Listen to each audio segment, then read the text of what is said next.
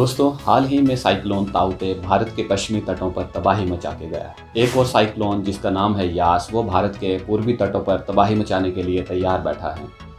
Indian meteorological department के अनुसार 26 मई की सुबह साइक्लोन यास पश्चिम बंगाल और उड़ीसा के तटों पर टकराएगा। तो ये साइक्लोन्स कब, कहाँ और कैसे बनते हैं, इनका नामकरण कैसे किया जाता है और दूसरे देशों में इन्हें किस नाम से पुकारा जाता है, कोशिश करेंगे जानने की। यही सब आज के इस वीडियो में। नमस्कार, मैं हूं अनिल और आप देख रहे हैं ब्लंट पहाड़ी चैनल।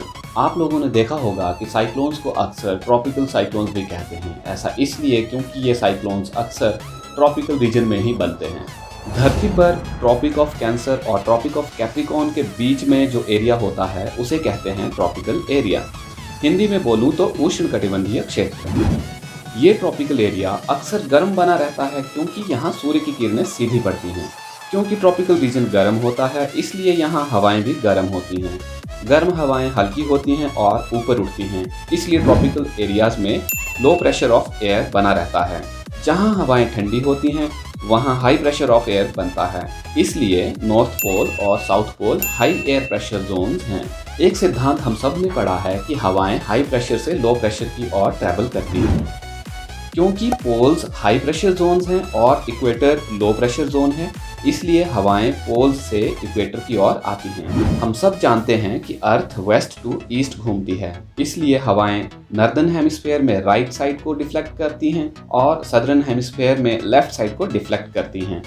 यहाँ आप कंफ्यूज हो सकते हैं कि सदर्न हेमिस्फीयर का तो दिख रहा है कि विंड्स लेफ्ट साइड को डिफ्लेक्ट हो रही हैं, परंतु नॉर्दर्न हेमिस्फीयर की हवा भी लेफ्ट साइड को डिफ्लेक्ट हो रही है।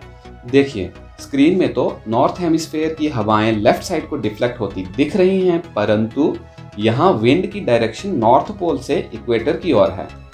मान लीजिए कि आप नॉर्थ पोल से इक्वेटर की तरफ आ रहे हैं, तो ये स्क्रीन की लेफ्ट डायरेक्शन आपकी राइट ही होगी।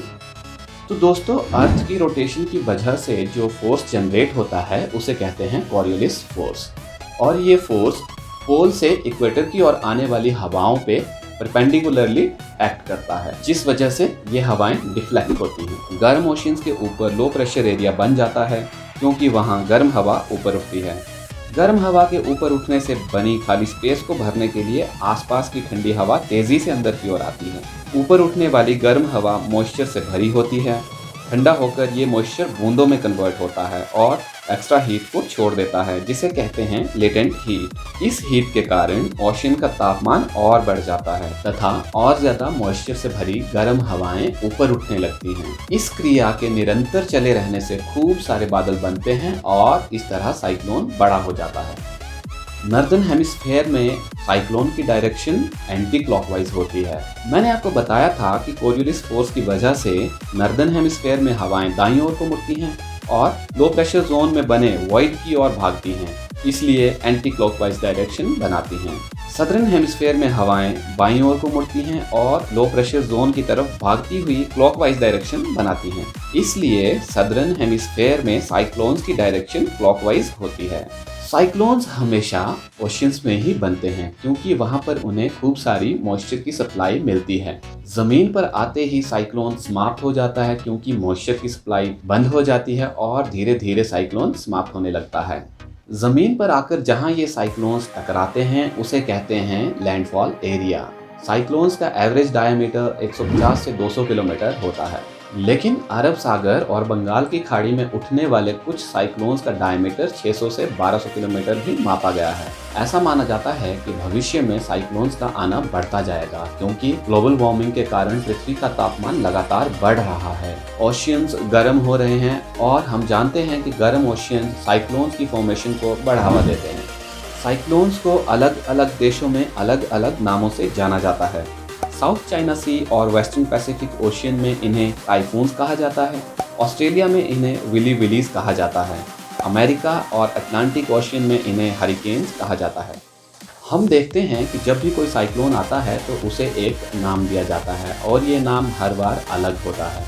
तो दोस्तों, साइक्लोन्स का नाम कहाँ से डिराइव किया जाता है और इसका नामकरण ज़रूरी क्यों है? कोई साइक्लोन कभी एक सप्ताह से ज़्यादा वक्त तक भी बना रहता है। कभी कभी एक से अधिक साइक्लोन्स एक साथ बन जाते हैं।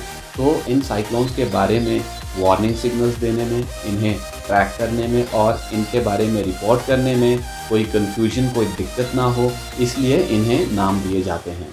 वर्ल्ड मेटीरोलॉजिकल ऑर्गेनाइजेशन के सदस्य देश अपने अपने रीजन में उठे चक्रवातों को नाम देते हैं। उदाहरण के लिए इंडियन ओशन में उठे साइक्लोन्स का नामकरण वर्ल्ड मेटीरोलॉजिकल ऑर्गेनाइजेशन के 13 सदस्य देश करते हैं। शुरुआत में सदस्य देशों की संख्या 8 थी, लेकिन 2018 में 5 और सदस्य जुड़ जाने के बाद ये संख्या 13 हो गई है। ये सदस्य देश हैं Bangladesh, India, Iran, Maldives, Myanmar, Oman, Pakistan, Qatar, Saudi Arabia, Sri Lanka, Thailand, United Arab Emirates और यमन। हर एक देश ने कुल 13 नाम सबमिट किए हैं। इन देशों को अल्फ़ाबेटिकल ऑर्डर में ऊपर से नीचे रखा जाता है। इस वक्त कुल 169 नाम तय हो चुके हैं और जिस दिन ये सब नाम यूज़ किए जा चुके होंगे तब ये सदस्य देश एक बार फिर से नए नाम सबमिट करेंगे। एक बार जो नाम रख लिया गया हो उसे दोबारा इस्तेमाल नहीं किया जाता। नाम रखते वक्त ये सुनिश्चित किया जाता है कि किसी भी जाति या संप्रदाय की धार्मिक सांस्कृतिक भावना को ठेस ना पहुंचे। नाम प्रायः छोटे और आसान होने चाहिए। आप इस टेबल को देखिए, इसमें कुल 169 नाम लिखे हुए हैं।